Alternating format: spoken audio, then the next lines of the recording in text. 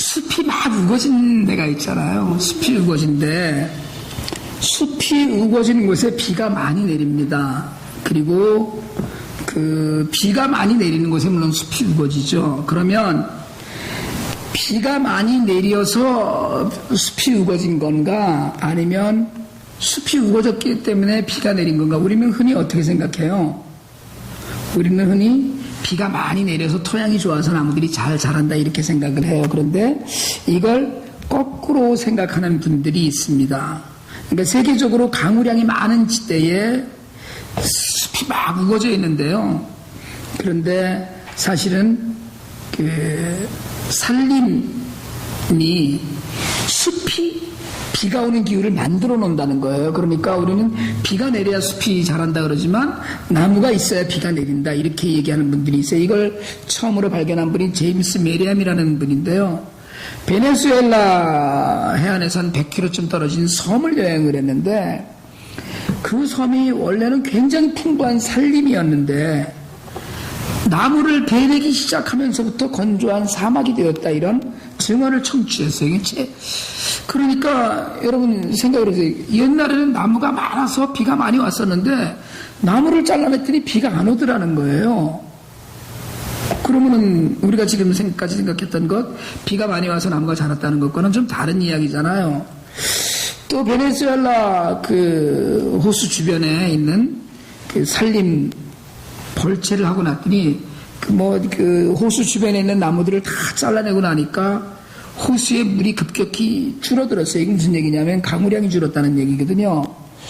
그러고 났는데 호수의 물이 줄어들고 났는데 시민 전쟁이 일어났습니다. 전쟁이 일어나서 주민들이 이제 막 목숨을 잃고 거길 버리고 다 떠났어요. 떠나고 났더니 어떤 일이 생겼냐면 그러니까 숲이 다시 우거지기 시작을 했어요. 왜냐면 사람들이 나무를 막 베고 이러던 사람들이 다 떠나고 나니까 이제 거기에 나무들이 자라고 이러기 시작을 했는데 그러고 났더니 호수에 그 주변이 그러고 나니까 호수의 물도 원상 회복이 되었답니다. 그러니까 나무를 베어버리면 수위가 낮아지고 나무가 자라면 수위가 높아진다고 그래요. 그러니까 나무가 많으면 비가 많이 오고 나무가 없어지면 비도 적어진다는 거예요.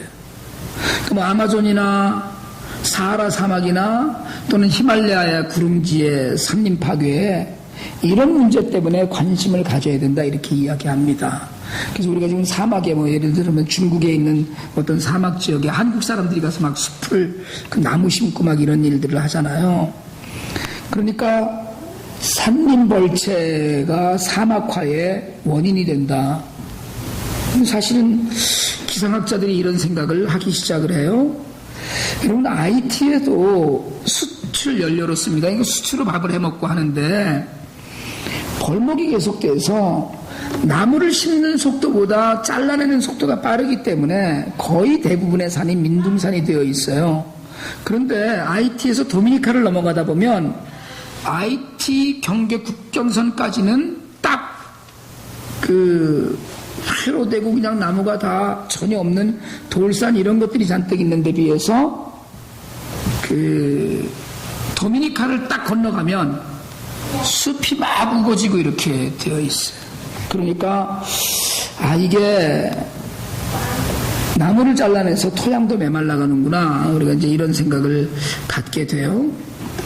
비를 맞을 만한 조건, 비가 내릴 만한 조건이 된 곳에 비가 내린다는 거죠. 그러니까 비가 내릴 수 없는 사막이나 흙 같은 데는 그런 일이 없다는 거예요. 심지어는 기상학자들은 땅 아래에 물이 많은 곳에 비가 많이 내리고요. 땅 아래에 물이 지나가는 것이 적으면 비가 적게 내린다는 연구 결과를 발표한 적도 있습니다. 그러니까 은혜위원회가 된다는 거거든요. 우리가 가난한 사람들을 도울 때, 구제 사역을 할 때 헐벗고 굶주리고 여러분 그 사진 굉장히 불쌍해 보이는 사진 있잖아요. 우리가 그런 거를 포버티 포르노그래피라고 그러는데 이렇게 배만 볼록 나오고 완전히 몰골이 막 이렇게 하고 그런 아주 정말 가난한 비참한 모습 사진을 찍어서 알리곤 합니다.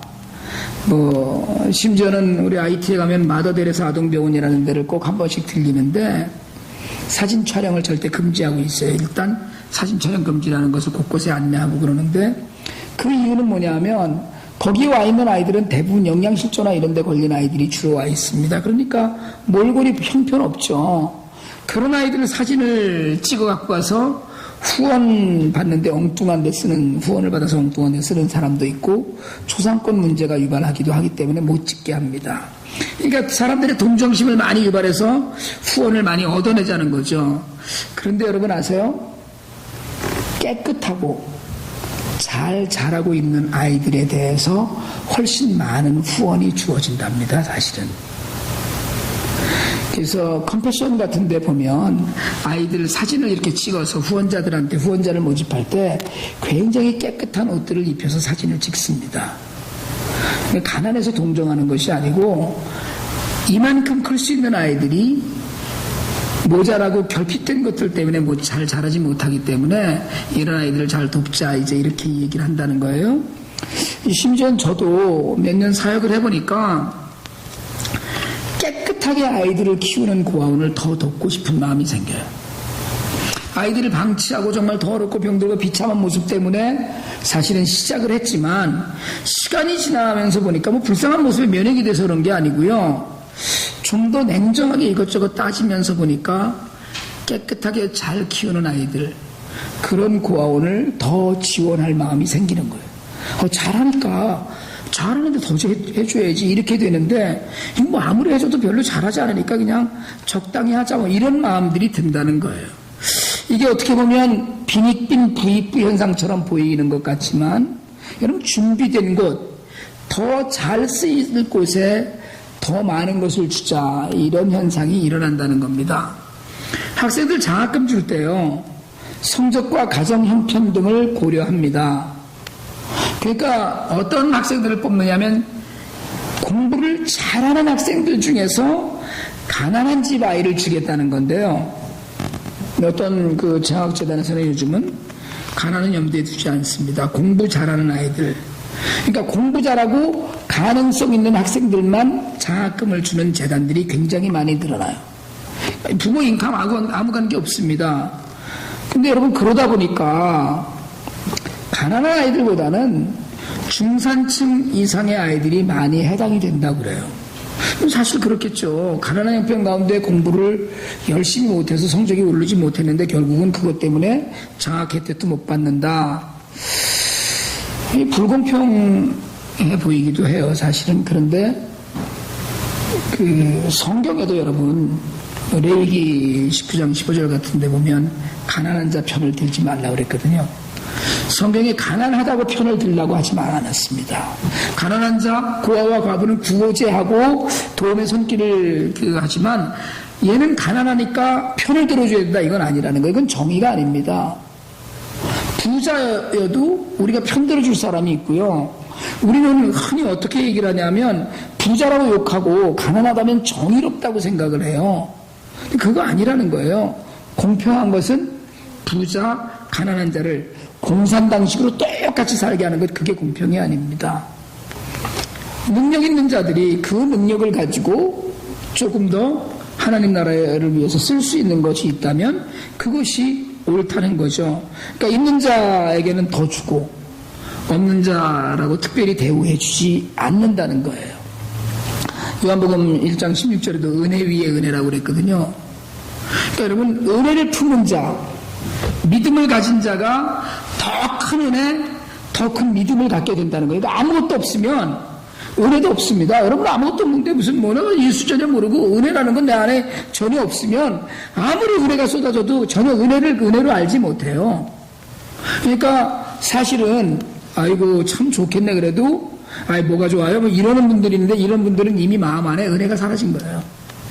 좋아서 이게 은혜고 감사인데 사실은 은혜고 감사를 은혜와 감사로 누리지 못하는 것 그 안에 은혜와 믿음이 없다는 걸 이야기합니다. 여러분 바라기는 정말 여러분 안에 은혜로 충만하고 그 은혜를 붙들고 계시기를 바랍니다. 작은 은혜라도 작은 은혜라도 붙들고 있고 작은 믿음이라도 붙들고 있는 사람이 그 위에 하나님께서 그 은혜를 주신다는 거예요. 그걸 믿습니다, 우리는. 그러니까 믿음 있는 사람에게서 믿음이 성장하고요. 우리가 늘 얘기하지만 겨자씨만한 믿음이라도 우리가 그 믿음 안에 있을 때 믿음이 자랍니다. 겨자씨만 하지만 그래도 믿음이 있고, 여러분 우리 모두에게, 그래서 예수를 믿는 우리 모두에게 있는 가능성이란 뭐냐면, 때로는 구원받고 그 감격을 누렸는데 오늘 그 은혜를 다 놓쳤다고 하더라도 사실은 그것이 완전히 끝난 건 아니라는 게, 우리 안에 찌꺼기처럼 남아있는 믿음과 은혜가 그래도 있으면 전혀 모르는 사람보다 그것이 훨씬 더 큰 은혜를 불러들일 수 있는 가능성이 있다는 거예요. 그냥 믿음 전혀 없이 교회 다니는 사람도 사실은 굉장히 많습니다. 믿음은 우리에게 구원의 은혜를 베푸신 하나님을 향한 우리의 반응이거든요. 구원해 주신 하나님께 그걸 믿는 반응. 그러니까 작은 불씨 같은 것일지라도 우리가 그것을 꺼트리지 않고 붙들고 있을 때 그 위에 은혜와 믿음이 정말 성령의 은혜로 더하여지고 그걸 누리게 된다는 거예요. 여러분 바라기는 정말 늘 은혜 가운데 사시길 바랍니다.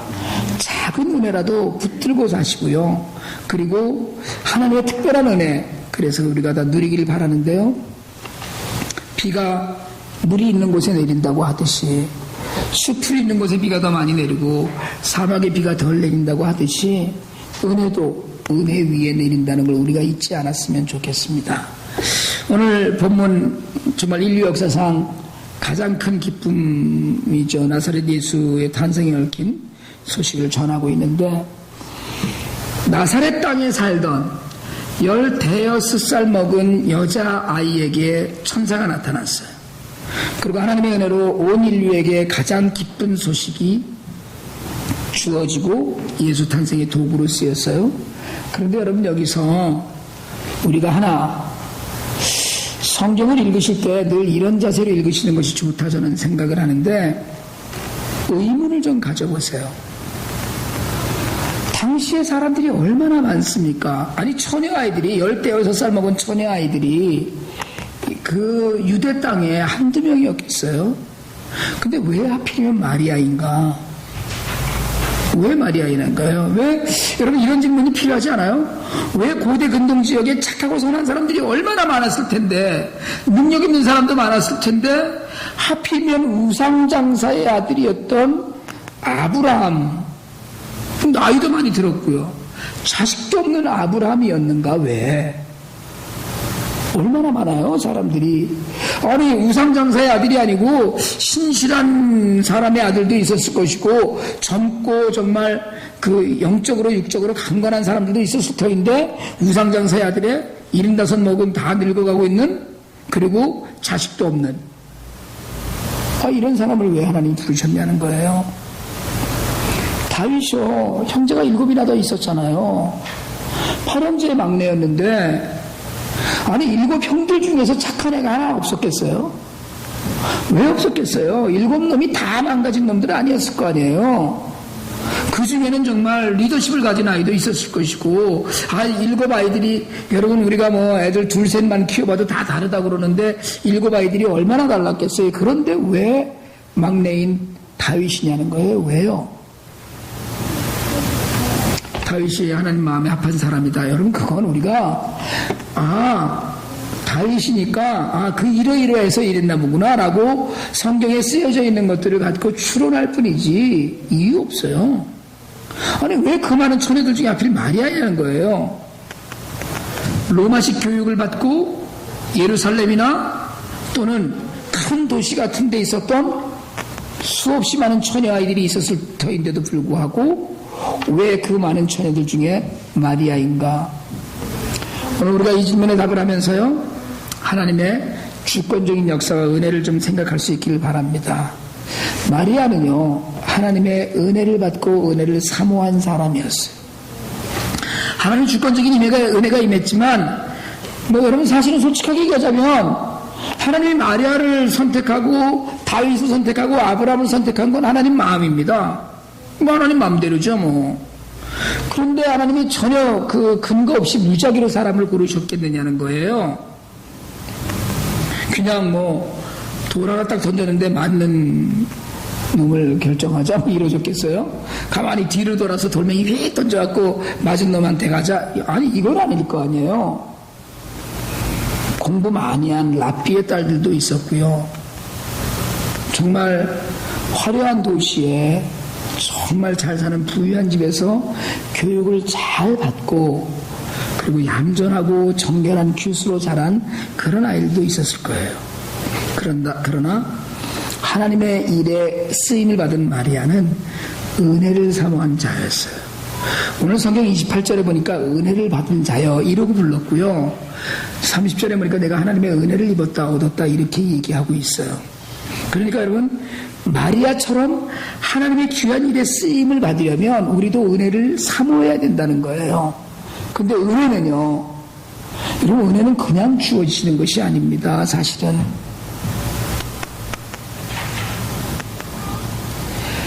말씀을 묵상하고요, 기도 생활 잘하고 정말 예배 출석도 열심히 하고 헌금도 전도도 다 이 모든 것이 하나님의 은혜를 사모하는 자들 안에 사실은 나타나는 일이에요. 하나님의 은혜를 사모하는데, 여러분 은혜를 사모하는데 집에 있는 사람 없습니다. 난 하나님의 은혜를 사모합니다 그러고 집에 누워있는 사람 없어요. 은혜를 사모하는 사람은 예배의 자리에 나옵니다. 반드시 나오게 돼 있어요. 은혜를 사모하는 사람은 부지런합니다. 뭐라도 하나님 나라를 위해서 해보고 싶어요. 그건 은혜를 사모하는 사람이에요. 은혜를 받을 만한 사람인 거예요. 근데 그냥 뭐 우리가 가만히 그냥 집에 누워서 오늘도 은혜를 안 주시나, 아니 이런 일은 없다는 거예요. 은혜를 사모하는 사람은요, 은혜를 기대하면서 자신의 시간이나 물질을 드리는 일에 절대로 인색한 사람이 아닙니다. 인색할 수가 없어요. 그리고 안 믿는 사람들도 무당 쫓아다니면서 뭔가를 바라면서 돈 들이고 정성 들이고 다 하잖아요. 헌금하는 것이 중요한 것이 아니라, 여러분 헌금 많이 하세요. 힘이 닿는 대로 많이 하시길 바랍니다. 그러나 헌금을 많이 하는 것이 중요한 것이 아니라 정말 내게 주신 것 안에서 기쁨으로 하는가, 이게 정말 중요한 거라는 거예요. 은혜를 받을 만한 사람의 시간을 드릴 때요, 여러분 시간을 드릴 때 이것저것 재고 이거 소용없습니다. 예배의 자리뿐이 아니라 하나님의 일이라면, 교회 일이라면 어떻게 해서든지 시간을 내서 충성을 하려고 할 때 그게 은혜를 받을 만한 사람이에요. 우리 마태복음 5장 6절 8복에서 주님 그렇게 말씀하셨거든요. 의에 줄이고 목마른 자들은 복이 있나니 그들이 배부를 것이며 이랬어요. 의에 줄이고 목마른 자, 이건 뭐예요? 가란 마음이 있다는 거예요. 쓰임받고 싶다, 정말 목마른 갈망이 그 안에 있는 거예요. 하나님의 주권적인 은혜, 여러분 인간의 노력으로 구원받는 건 아닙니다. 구원은 하나님의 은혜예요. 그런데 그 은혜 위에 은혜를 더한 사람들을 보면 적당히 산 사람들이 없어요. 적당히 살면서 은혜 위에 은혜를 누렸다 이런 사람은 없습니다. 정말 은혜를 저 사람 정말 은혜를 사모하는구나, 이게 눈에 보이는 거예요. 그러니까 하나님의 은혜를 사모하면 은혜의 불씨가 그 안에 있는 자거든요. 그러니까 바짝 메말라버린 것 같은, 그렇지만 정말 습기라도 좀 남아있는 곳에 은혜가 폭포처럼 임합니다. 여러분 바라기는 은혜를 받아야 되겠다 결단하세요.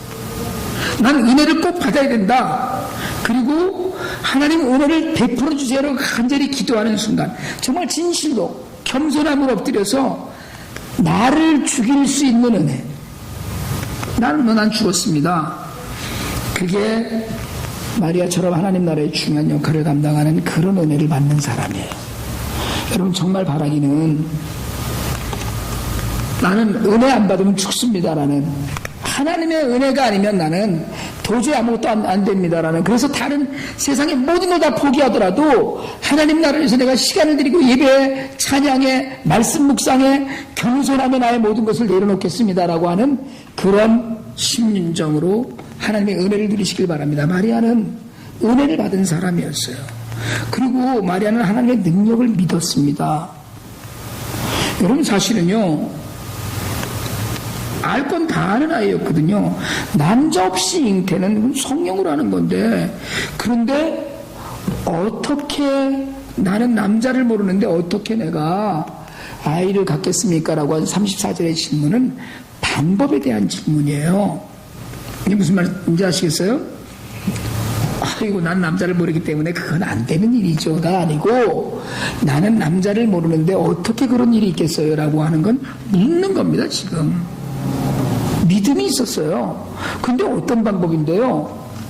그러니까 아이들 들어, 아빠가 이거 만들어줄 거야. 어떻게 만들어요? 만드는 건 알겠다는 거예요. 근데 어떻게 만드느냐? 애들이 그렇게 묻잖아요.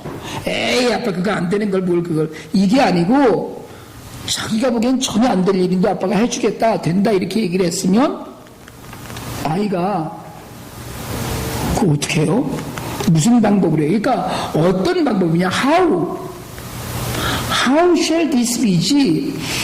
이거 말도 안 되는 소리예요. 이게 아니라는 거예요. 그러니까, 여러분 사실은 성경은요, 처음부터 끝까지가 기적의 기록입니다. 태초에 하나님이 아브라함을 택하시고 다윗을 택하시고 이스라엘 백성이 70년 만에 다시 돌아오고, 이 모든 것들이 다 기적과도 같은 일이에요. 성경은 다 기적입니다. 그러니까 상식 밖의 일에 대한 기록이기도 한 거거든요. 여러분, 예수님의 생애의 시작이나 예수님의 공생의 모든 것들이 기적 아니에요. 그러니까 믿음이 정말 그 하나님의 기적의 도구로 믿기만 하면 일어나는 기적이 있어요. 여러분, 제가 지난주에도 칼럼에 이렇게 썼습니다만은, 솔직하게 말씀드리자면 우리가 지금 아무 일 없이 살아가고 있는 것도 기적이에요. 얼마나 많은 사건 사고들이 많이 있습니까? 저는 비행기를 탈 때마다 떨어져 죽는 사람들도 있다던데, 내릴 때마다 안 떨어뜨리셨네? 이런 일이 있다니까요. 얼마든지 있는 일이에요. 그럼 오늘 우리를 보세요. 우리 주변을 보세요. 하나님의 능력이 아니면, 여러분, 오늘 우리가 운전해서 이 자리에 나온 것 같지만, 얼마나 많은 사람들이 자신들이 운전할 수 있고 일어날 수 있고 움직일 수 있지만 교회 안 나옵니까? 나와 있는 것 자체가 기적이에요. 사실은 이 살아있는 일이에요. 그러니까 하나님의 능력을 믿는 믿음이 우리 안에 충만하면 우리가 기대할 수 없는 일조차도 하나님 하실 수 있다는 겁니다. 여러분, 이런 기적이 우리 삶에서 늘 상식이 되길 바랍니다. 믿는 자에게 이루어지는 일이에요.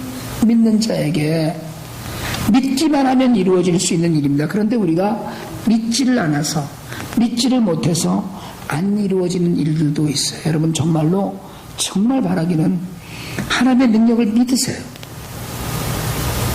때로는 우리가 원하는 대로 해주지 않으시지만 찾아오셔서 우리가 전혀 생각도 못하고 기대도 하지 못했던 처녀가 아이를 잉태하는 일을 보이셨던 그 하나님의 기적 같은 일들이 우리 삶에도 일어나요. 제가 IT 사역하면서 늘 그런 말씀 자주 드리는데,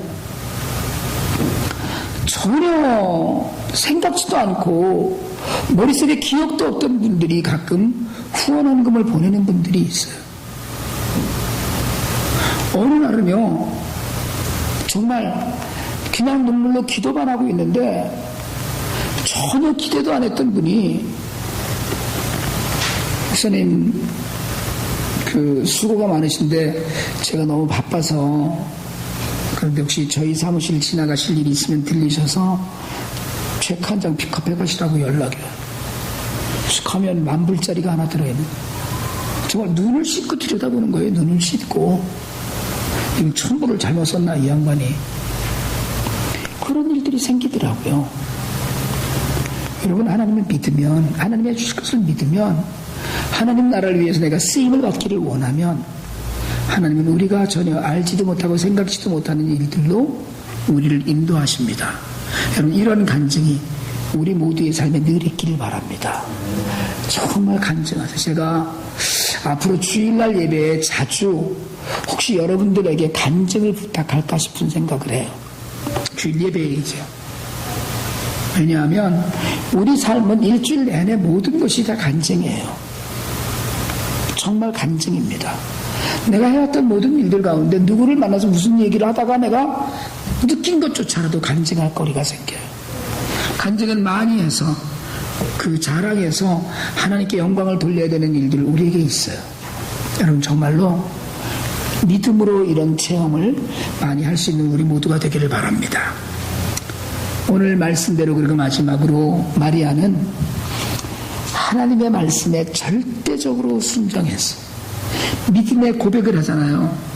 천사가 하나님의 모든 말씀은 능하지 못하심이 없느니라 딱 이 말 한마디를 하니까 아유 맞습니다. 말씀대로 내게 이루어질 겁니다. 이 말 한마디로 끝났어요. 그걸로 수없이 많은 여자들 중에서 마리아만 성모가 됐어요. 하나님의 어머니가 된 거예요.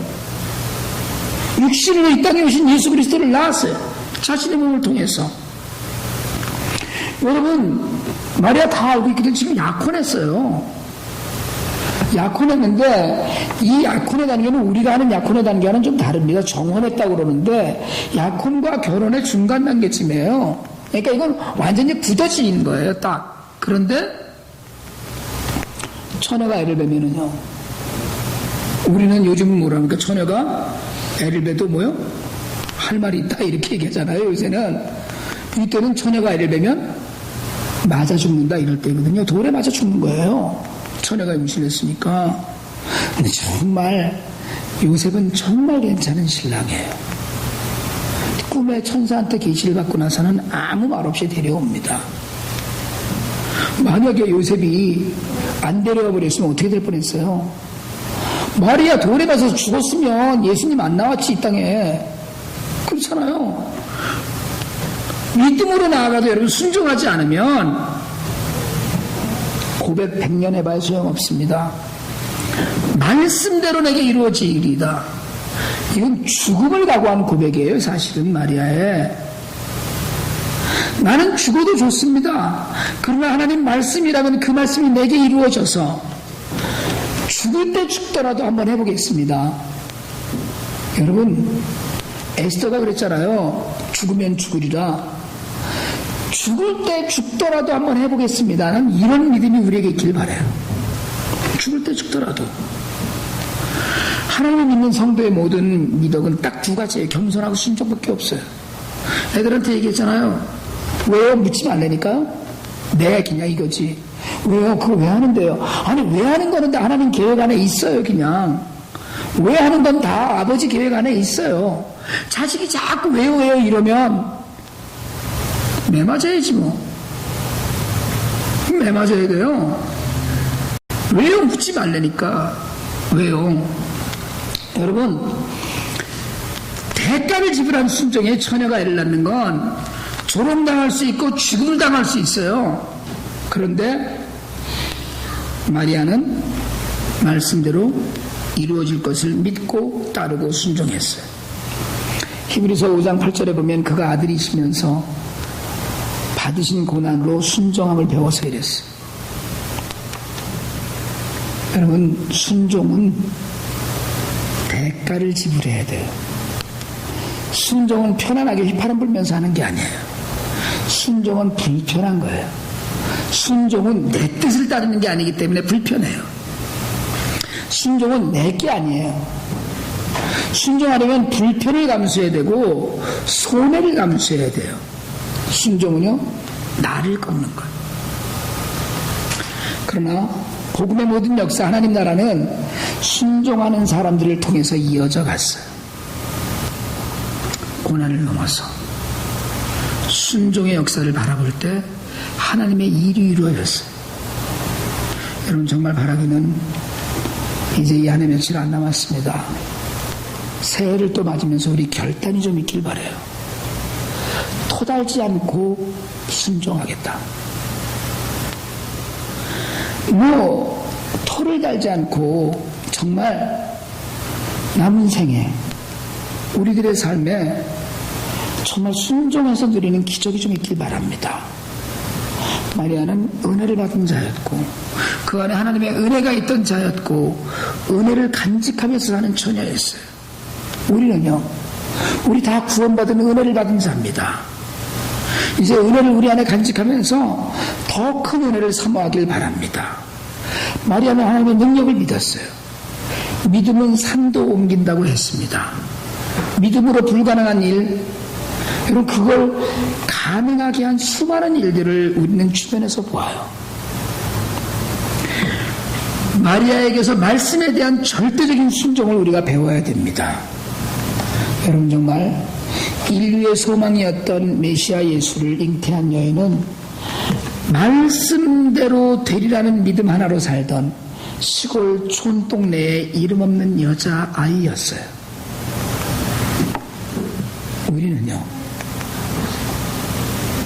우리는 하나님께서 너를 내가 자녀 삼았다고 하신 하나님의 자녀로 구원받은 자들입니다. 지금 우리가 믿음과 은혜를 제대로 드리지 못해서, 지금 순종을 온전히 드리지 못해서 우리가 놓친 너무나 많은 일들이 있어요. 이제 정말 믿음으로, 은혜로 하나님 일의 삶을 드리고 하나님 앞에서 귀하게 높임을 받는 우리 모두가 되기를 원합니다.